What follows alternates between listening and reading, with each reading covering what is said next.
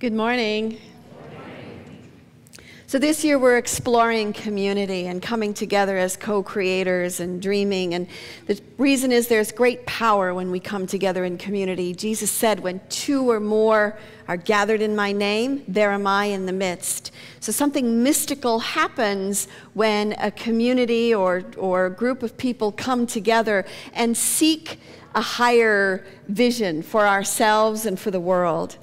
I believe that what we do at Seattle Unity, what we do in all spiritual communities, is that we create a field where miracles are possible, where our dreams can come true, and there is a place for everybody in community.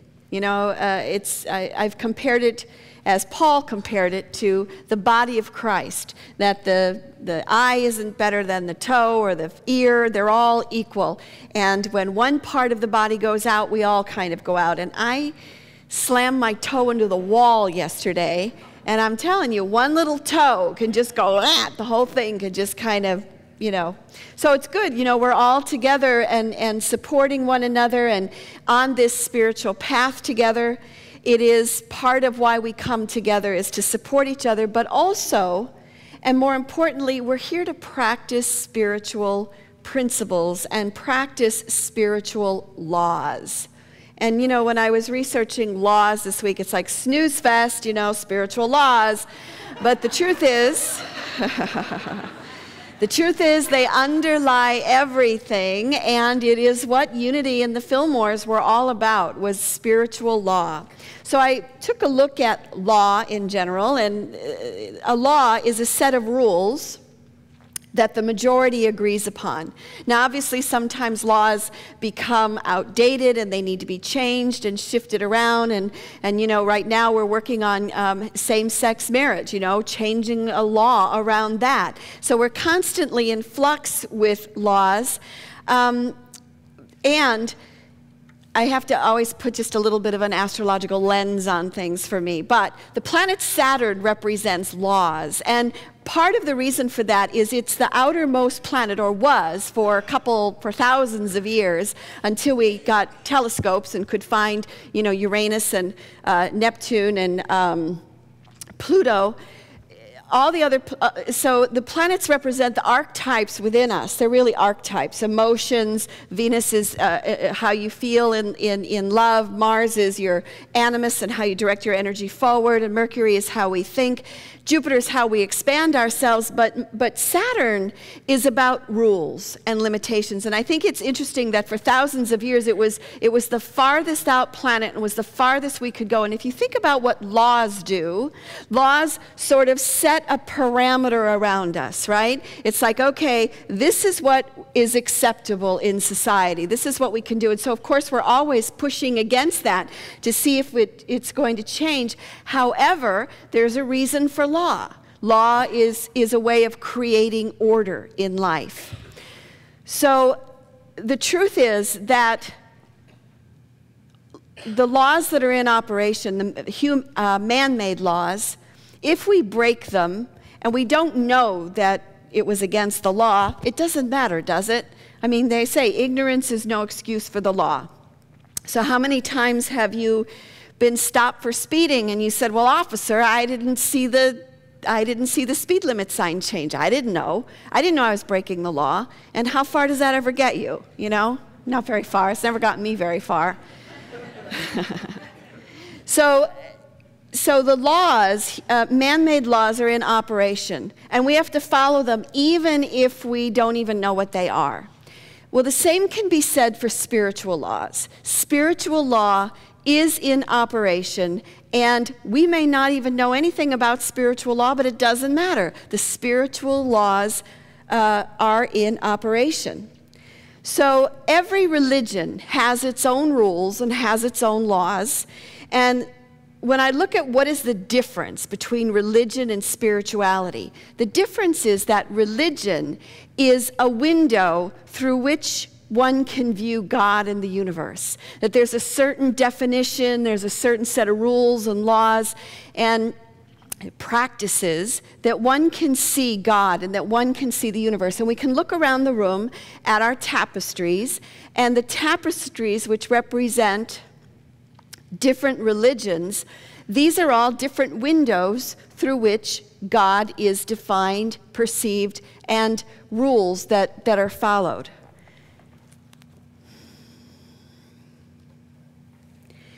So when I was looking at law this week, Judaism came up for me, because Judaism really is a religion of law, right? If you read the Old Testament, you'll see over and over again that Lord and law are kind of interchangeable. And if you read the book, for instance, of Leviticus, it's one law and one rule after another. There are laws for how to eat. There are laws for how to clean and how to get up and how to do this and how to do that. And the truth is that those laws were necessary. Those laws were important during that period. And this is the world that Jesus walked into. Jesus was a Jew, and he came in teaching in the temple, and everyone expected him not only to follow the law, but to teach the law as well. And again, some of the laws, some of the rules were great, like the Sabbath, for instance, right? One of the laws was you don't do anything on the Sabbath. And if you're an Orthodox Jew, that would still be true. It means you don't drive, you don't cook, you don't do any kind of labor. Now, doesn't that sound nice? I mean, really, when you think about how we're running 7 days a week and we're go, go, go, wouldn't it be great if there was a law that said, sorry, you have to stay home and rest today, you know, and everybody would be resting all on the same day? I mean, that would be great. But, you know, not really. I mean, we live in a free society, so we can do what we want. But anyway, so Jesus walks into this reality. And he breaks the law. He heals people on the Sabbath. And it's like, no, you're not supposed to be doing any healing. You're not supposed to be doing any work whatsoever. And so the Pharisees and the Sadducees came after him because he was breaking the law. And he said, I did not come to break the law, but to fulfill the law. In other words, Jesus came here to take all those laws and to live them and to demonstrate them in his life. He came here to be a living demonstration of what does it mean to take all these rules and all these laws and to live them. Not mindlessly obeying the law, but having it be a living thing within us. So I think that as a spiritual community, as unity, we come here not just to study spiritual law and to understand it intellectually, but we also come here to live it. And the truth is that once we get these laws, we don't really even need them outside of ourselves anymore. We don't have to have it written down and go, oh boy, did I break that commandment? I don't know. Did I? I mean, when you think about as we progress, as we wake up, the law is inside of us. And so it doesn't have to be written in the outer world. And that's why I think it's important that we have so many different religions, so many different ways to approach God. Because there are some people that need the very firm structure that says, this is right and this is wrong, you can do this, but you can't do that. And obviously, if you're here, that's not you, right? That's not you. I had a girlfriend who was in Unity for a very long time, and then she became a Baptist. And I asked her, I said, how did you do that? How did you take the theology of Unity, and how did you shift over to become a Baptist? And she said, I'll tell you the reason. The reason was I felt like I had done some things wrong in my life, and Unity was like, well, learn from it and go on. And she said, that wasn't enough for me. I needed a system of repentance. And the Baptists provided that for me, and I need that. And that was very helpful to me because I saw how the structure of that religion was very necessary for her. And that's why I believe that it's important that we have all the different avenues to God, because there's different, where we are on our path is what we need at the time. So I think that as we awaken, the 10 Commandments are no longer out there. The 10 Commandments are within each one of us. So the commandment of thou shalt not steal, you don't need to be reminded about it because God's going to get mad or something's going to happen, but rather I know karmically what will happen to me if I steal, and there's no desire to do that anymore. You know, I mean, when I was raised in Chicago, everybody was stealing everything all the time, you know? They were. And it's like, I needed the 10 Commandments back then. But now, understanding karmically what it is, it doesn't need to be written, it's written inside of us. So we don't need the law spelled out for us in black and white. So I want to lay a foundation this year as we do community for the idea of what is spiritual law, what are the spiritual laws, and can we practice them together? So the first law that I want to look at is what Charles Fillmore would call the universal law of absolute unity. And that is that we're all connected, that we are, the Spirit of God indwells each one of us, and that is where we are coming from. That is who we are at our core. And part of this first spiritual law is the statement that we affirm every Sunday, right? And that is, that's our mission statement. There is one presence and one power in the universe. There you go. Perfect. That's the first spiritual law. You get an A. Now, what that means is it moves us from victim consciousness to spiritual consciousness. It means that there is a higher purpose in everything that happens in our lives, and by holding to that truth, it means that we're willing to engage in that dance. Now, the truth is, you wouldn't be here if you didn't believe that. There is one presence and one power in the universe and in my life, God, the good omnipotence. It means there's no power of Satan that's running around trying to make us do things.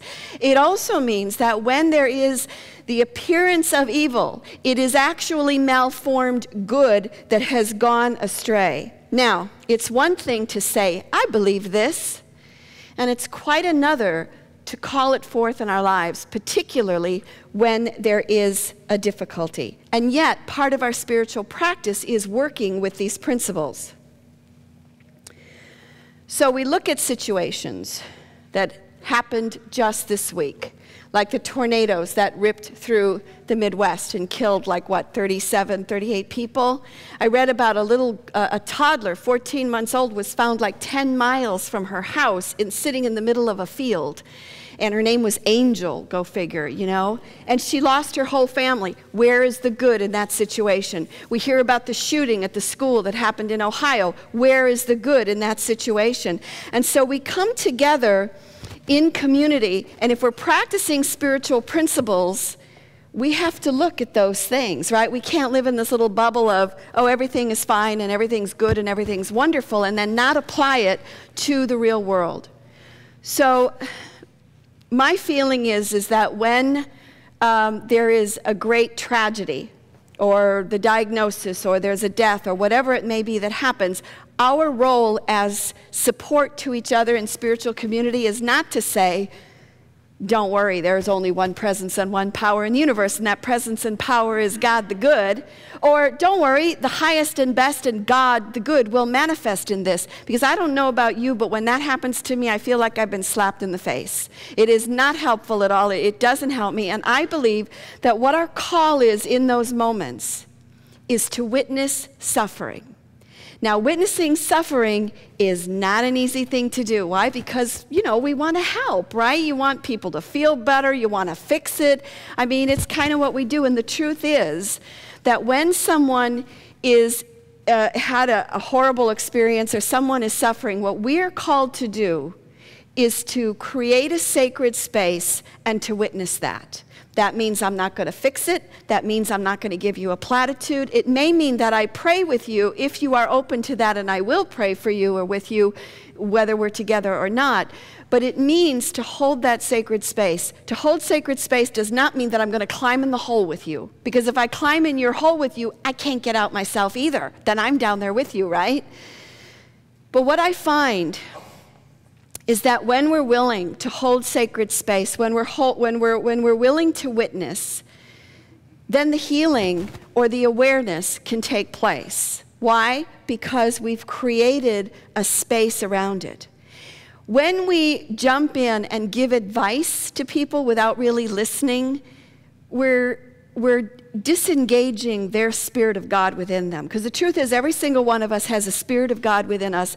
And the truth is that you have every answer that you need inside of you. You just need to hear it. You just need to find it. And you're not going to find it if you go to someone and they're telling you what to do or how to do it. I mean, unless you need, like, you know, I mean, there's different advice, right? What doctor to go to, what do I do about this and that, that's different.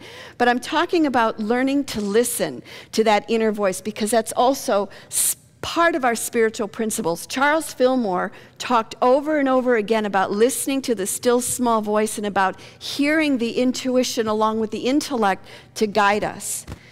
So what we can do when we are confronted with a friend, a loved one who is having a difficult time, is just to listen, to hold sacred space, not fix it, but listen. And in that space, you'll find that healing can happen. So as we continue in this spiritual practice, a question I have for you is, what is the worst thing that has ever happened to you? What is the worst thing? And you don't have to answer it, but just sit with it for a minute.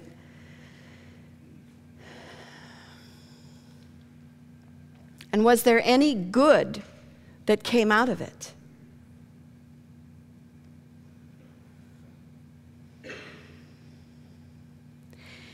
I asked this question at the first service, and one of our members talked to me after, and he said I could share the story without sharing his name. But he said when he was little, he was beaten a lot, he was hit a lot, and so he learned to hold his body very stiffly, you know, just kind of to deal with it. And then as time has gone by, he's worked with his body in releasing that stance of being, you know, waiting to be hit. And he said an interesting thing has happened, that as he's learned to relax and let that stance go, that he's also releasing the child that didn't get to express itself during that period of time as well. And so there's this sense of fun and childlike wonder that is also happening and coming out for him in his life right now. And when I asked about you know, what was the worst thing, he goes, the truth is, I didn't see it then, as, you know, it's already been reframed, if you will. So when I think about some of the more difficult things that have happened to me in my life, what I also know is they've catapulted me into a new level of awareness that I didn't even think existed or that I could hold for myself. It catapulted me into the next level. Would I have chosen those experiences? Absolutely not. But the good manifested in them. It's like the yin-yang symbol, right? Where you have the dark and the light, and within the light is that little seed of dark, and within the dark is that little seed of light. In each wonderful experience we have, you know, there's the pain that will probably someday come from losing that person or whatever it may be. But in the dark is that little bit of light, that little bit of goodness that is also there, the God seed. My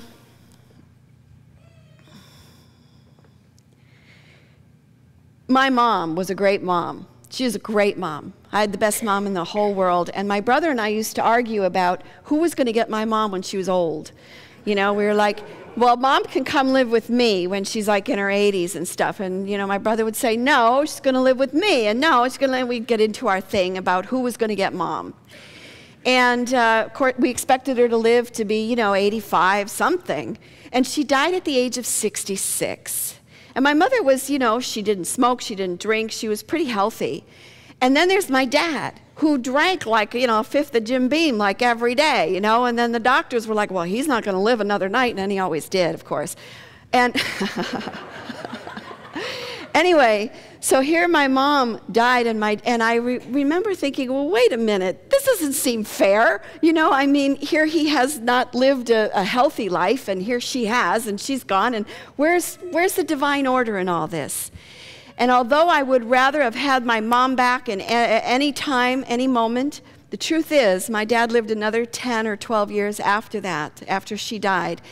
And I developed a relationship with him that wouldn't have been possible had that scenario not happened. There was a lot of healing that took place. There was a lot of understanding that wasn't there before that had happened.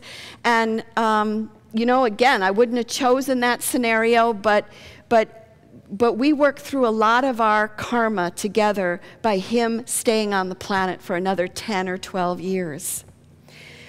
Many of you know that I got a divorce, you know, a couple years ago, and what I love so much is this community held me in confidence. You all held me in such a wonderful place, and that's what we do as spiritual community.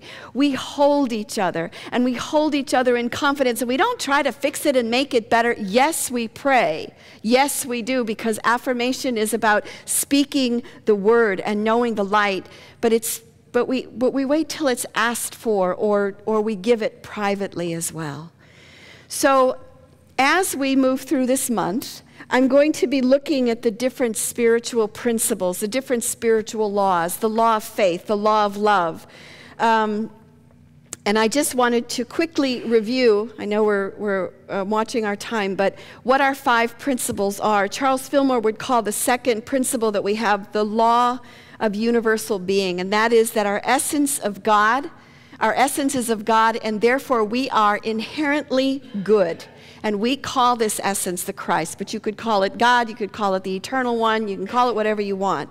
Number 3, we are co-creators with God, and we create our reality through our thoughts and our emotions, and this is the universal law of pure potentiality. Through prayer and meditation, we align our heart and mind with God, and this is the universal law of balance and equalization. And then finally, through our thoughts, words, and actions, we live the truth that we know, and this is the universal law of believing and knowing. Now, I've been looking at the stuff that Deepak Chopra and other spiritual teachers have written about spiritual law, and some of them cross over, most of them do. But we're going to be laying the groundwork for what that is, and I want to move also at the end of March into a masterminding process where we can join up and support each other and hold the high watch. So we are defining the arena for spiritual community. We're laying the groundwork. We're recognizing that we are practicing spiritual principles. We are practicing spiritual law. The truth is we don't have to do it perfectly. In fact, we probably won't. But when we affirm that there is one presence and one power in the universe, okay, that doesn't mean that we don't watch the news, but it means that we open our hearts to suffer and to hold compassion with it, and then to pray and hold the highest and best outworking. Here at Seattle Unity, we're creating a field where miracles are possible and where dreams can come true. So I invite you to engage and in practicing spiritual principles with each other, holding sacred space so that that mystical third can appear and healing and all kinds of things can happen. Thank you.